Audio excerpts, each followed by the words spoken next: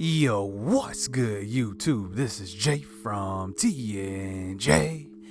And make sure you hit that like button. But we start out this video with some horrible news. Trent Williams, the all-pro left tackle, is hurt for 4 weeks with broken ribs. And you can just see the injuries piling up. Jonathan Allen also got hurt last game. He's out for 7 weeks with a foot fracture, and we're not going to place either of them on IR. Trent Williams is going to come back in 4 weeks. We're going to need him towards the end of the season, and then Jonathan Allen's going to be out. That sucks. And you know what's funny? He got hurt in this game and actually got a player upgrade. I don't know how that happened, but somehow he got a player upgrade. So that's going to suck because he actually did start coming around in that last game towards the beginning. When he got hurt, obviously he didn't do anything. So we need to address this tackle position. Now, let's look at Trent Williams' backup, Jerron Christian. Now, he is a rookie, and he was drafted out of Louisville. But, you know, the thing about him, he's just not ready. You see, he's more of a run-blocking tackle. 77 run block, pass block only at 72, 78 run block finesse, and 78 lead block. So he's going to be a good run blocker, but he's just not ready to play right now. He is a scheme fit, and he's an agile tackle, but I don't think he's ready. And we have bigger fish to fry trying to protect the quarterback, because you see all these sacks we're giving up. We're giving up a lot of sacks. But here's the thing. Madden absolutely shafted all left tackles. Now, keep an eye on the far right-hand column here, pass block. Look at how bad all of these backup defensive or these backup left tackles are. It's really bad. They can't block, pass block at all. Now, I'm not going to trade for any rookie because that'd be unrealistic, especially since a team just drafted a guy and then them trade him away. That's kind of unrealistic. See, he's a rookie. He's a pretty nice rookie, Brian O'Neill out of Pittsburgh. But I mean, like I said, I'm not going to trade for a rookie tackle. I mean, that's pretty much unheard of to be traded for in real life after they just drafted them, especially if they got a bright future like some of these guys. But you know, one thing I do want to look at here, which I did come across, you can see all these left tackles. We're going to look at right tackle, actually. So let's look at a guy that plays on the Browns. So he's actually the backup right tackle, Chris Hubbard. So he's actually pretty solid. You see 77 awareness, 77 pass block, 79 pass block power. So he's actually pretty good. He's actually decent in the run as well. He's got 82 impact block. So, you know, I actually want to see what I have to give up to get him. And I would think that for a backup right tackle, I would think probably a 5th rounder would be fair, but let's just see what they want. So here's the trade offer, 5th round pick in this upcoming draft for Chris Hubbard. Let's see if they actually accept this. So it looks like they need more value. So maybe let's try, I don't want to give up a 4th rounder, but we might have no choice here, or maybe giving up a 5th and a 7th. Let's try the 5th and the 7th. Let's not give up the 4th rounder. 4th rounder is kind of valuable, especially we can find a lot of value in the 4th round. So let's submit this trade and see. So no, they need more value than that. So now let's move up to the 4th. So we have no choice here. Got to move up to the 4th, see if we can get them. I mean, I think the trade logic has been definitely boosted, but look at this. They're interested, but they still need more value.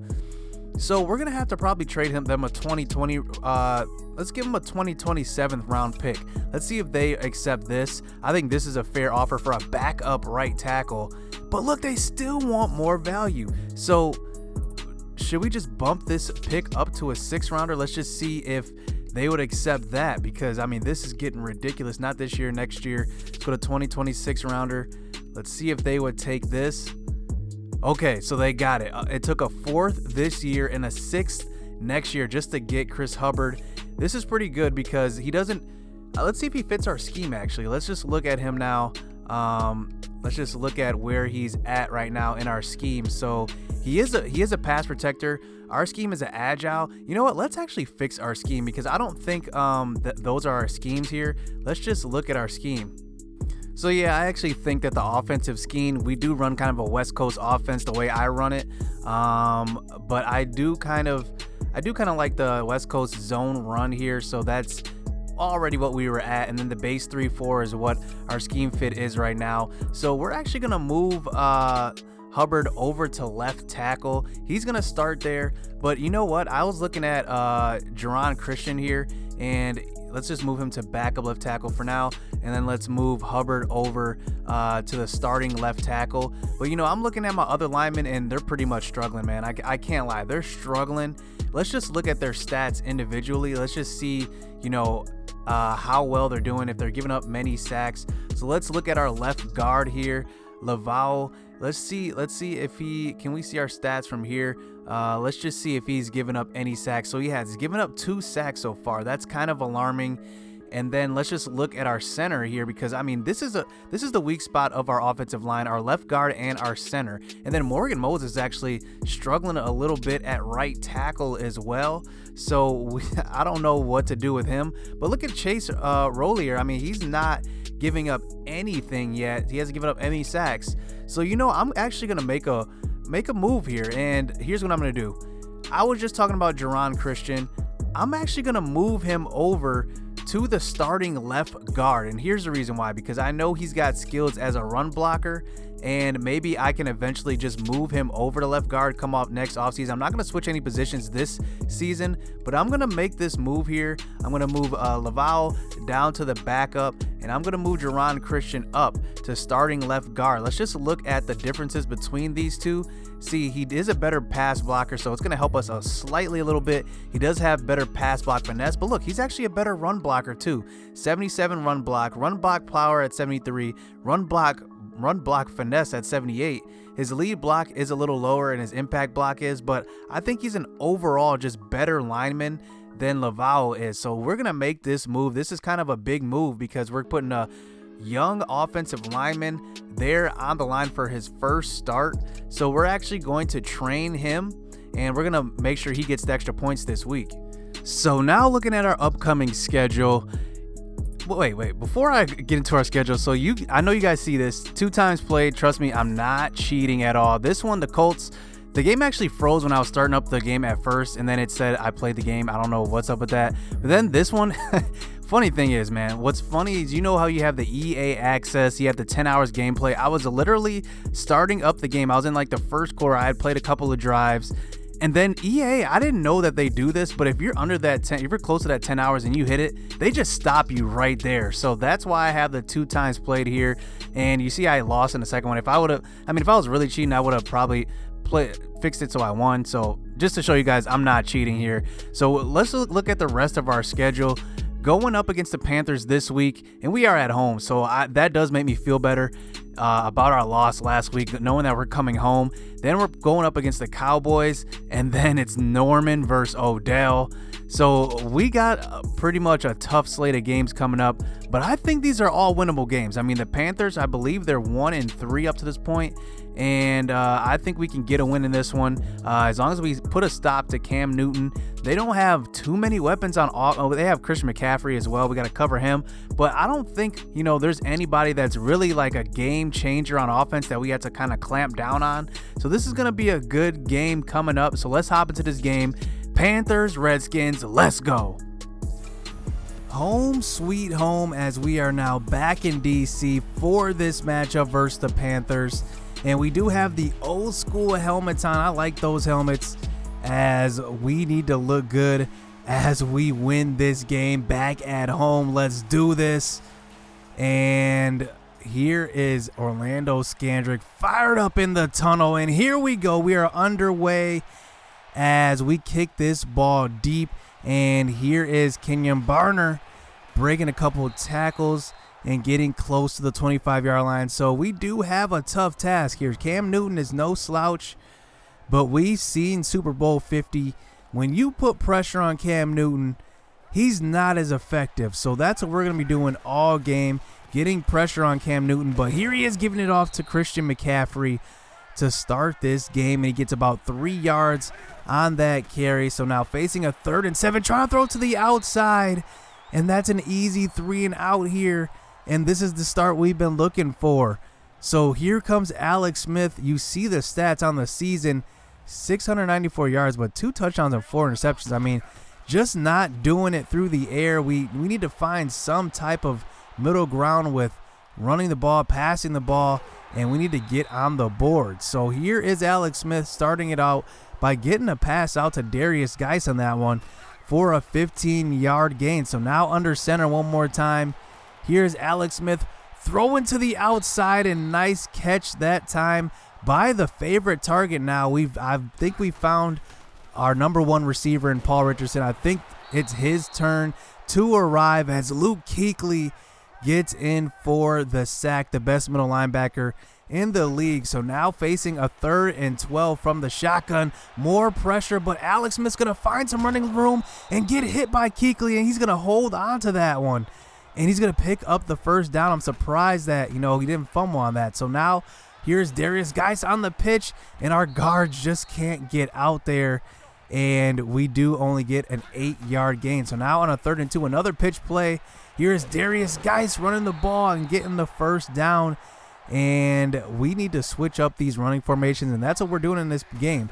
Maybe running the same pitches but different formations as we try to get the ball over the middle to Jamison Crowder on that one on a 3rd down, but that's deflected, and we do have to settle for the field goal. So here is Cam Newton back out on offense, finding Devin Funchess there open across the middle for the first down. So now here is Cam Newton under center, this time getting it to Christian McCaffrey, and Ryan Kerrigan comes all the way from the left end position and makes the tackle. So now on a 3rd and 5, throwing across the middle, and that was actually kind of lucky. I don't know, but that could have been easily a pick on that one.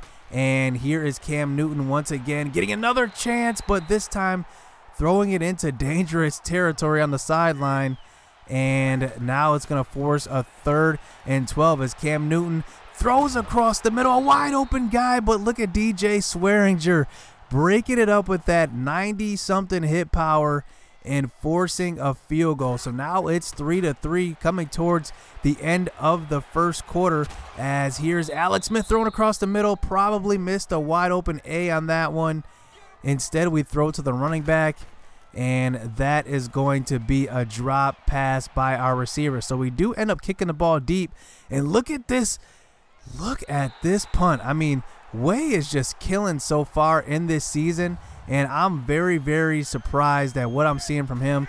He's doing a number as Cam Newton comes back on the next drive, getting the ball to C.J. Anderson, but this time Zach Brown is going to be there for the tackle, and that's going to be a safety. So our second safety so far this season has come by way of pinning him down inside the 5, then tackling him by Zach Brown in the end zone. So now here is Chris Thompson back out on the next drive, and that's going to be one of our best runs of the season so far, believe it or not, and that's going to be a nice 17-yard gain. So now here's Alex Smith trying to thread the needle one more time to Paul Richardson, but that one is going to be deflected. But on a 2nd and 10 here, throwing across the middle, and Josh Doxson is getting open, but Alex Smith only 4 for 11 up to this point, but making some big time throws right there. So now on a 3rd and 4, here is Thompson once again finding some running lanes, and he's getting a first down. So 3 rushes for 27 yards already in this one,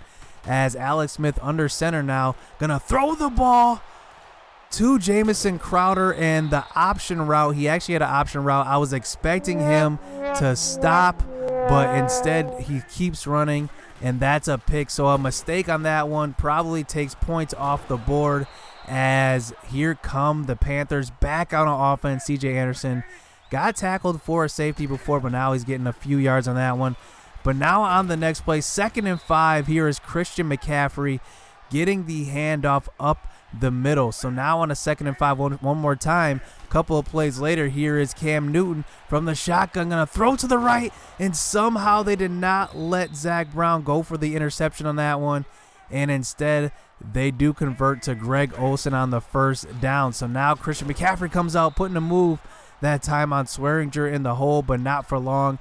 He does get tackled and swallowed up. So now on a 2nd and 8, under pressure, here's Cam Newton. Like I said, this is exactly what we want to do to Cam in this game. Send pressure. We know he's not that great under pressure, and he's not the most accurate quarterback. So now on a 3rd and 15, here is C.J. Anderson, and that's going to be a punt. So here comes Washington back out on the field after a pretty nice punt here. You can see 3rd and 14 to start out this drive, but this time throwing deep, and that is going to be knocked out of Jordan Reed's hands. So we're just going to give it right back to him. So now here's Cam Newton here. 3 minutes left in this half, and here he is giving it to Christian McCaffrey, and McCaffrey's picking up a nice gain on that one, 13 yards, as they move the chains now past the 50-yard line. So now on a 2nd and 9 here at the 2-minute warning, here is Cam Newton back under center, but throwing the ball deep, and that one is going to be knocked down that time by Quentin Dunbar. So now on a 3rd and 9, here is Newton throwing across the middle, and that one is going to be a first down to Greg Olsen. And that was that cover 0 defense as we keep setting these blitzes. But this time he tries to test Vigil over the middle, and Vigil is not going, as this guy is continuing to impress this season, and he adds an interception to his resume, as now we take over with a minute and a half to go in this half, and we can drive down the field as on a 1st and 10 going deep, and look at that dime. That was dropped in between the safety, linebacker, and corner. Perfect throw to Chris Thompson, and Chris Thompson holds on to it. So now inside of the 35-yard line now, Alex Smith dropping back to pass, throwing the ball deep, but that one's too far as he overthrows the outside receiver, Paul Richardson, on that one. And that is going to be a pick by Colin Jones on the at the safety position. So now here comes Cam Newton back on offense, but Zach Brown says, hey, I'm going to need that ball back. He picks it off, and on the first play, Zach Brown comes up big, and Zach Brown is turning into quite the leader on this defense as he gives the ball back to our offense. So now here's Alex Smith. We're not throwing the ball deep anymore. We're just trying to get into field goal range and not taking any huge chances. As we go into this half, we do kick the field goal, and we make it 8-3. These weird halftime scores all the time, it seems like. As we go around the league and we look at our first divisional matchup here, the Eagles actually beat the Giants 33-13. The Giants are just not doing good this year. They're 1-5, as they might be looking at one of the top picks once again in this upcoming draft. So now here to start this second half here is Alex Smith under center, but this time he's going to find Jamison Crowder here to start the second half, and Crowder is going to get open and get inside the 30-yard line just like that on the big pass play. So now here is Alex Smith under center, and he's going to have all day to throw, but throwing across the middle and probably throwing right into traffic where that should have been picked off, but instead they allow us to settle for the field goal. But the punt block is on, and Carolina comes in and blocks that field goal, and no points for me this drive, and Washington has to play some defense here to make up for that missed opportunity. But Cam Newton finding a receiver on that one for the first down. So now facing a 3rd and 5, now past the 50-yard line. Some more pressure, and like I said, this is what we want to do. Send some pressure at Cam Newton, and hopefully it throws his game off, and it's working so far.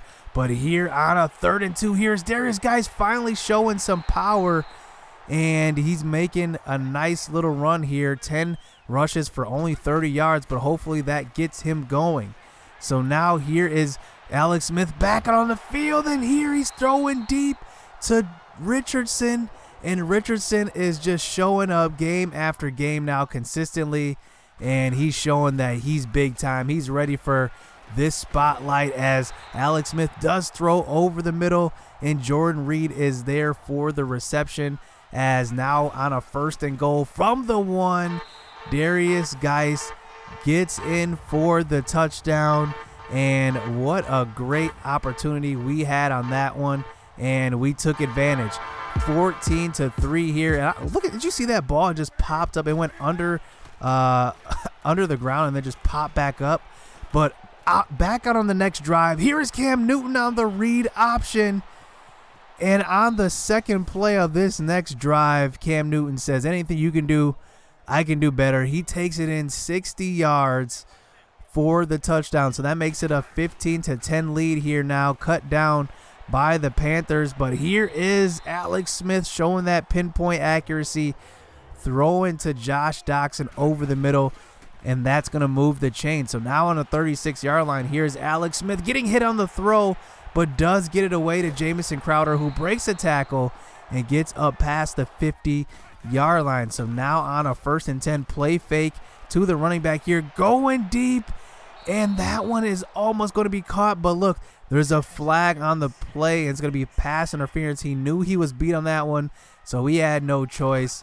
So now here comes the Redskins inside the 15-yard line, and here is Darius Geis showing some power, dragging a couple defenders and getting inside the 5. But on the next play, here is Geis finishing it off, getting in for the touchdown for the Skins.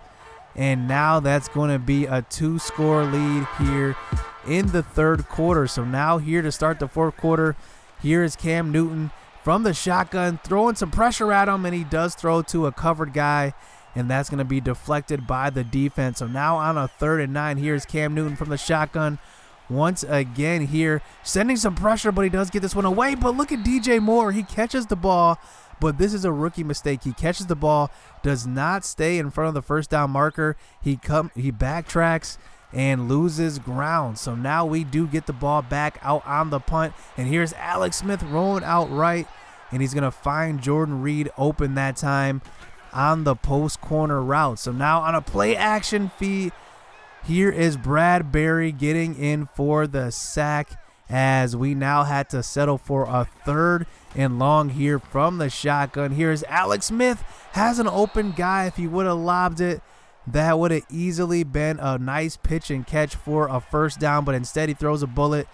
So we do have to punt this ball away, but luckily they start this drive out at the 6-yard line, and on the first play, once again, Zach Brown comes up with a clutch interception for his 2nd pick of the game, and that's the 2nd time he's had a pick in this game, and the 2nd time he had it on the first play of the ensuing possession, as Darius Geis doesn't make a mistake here.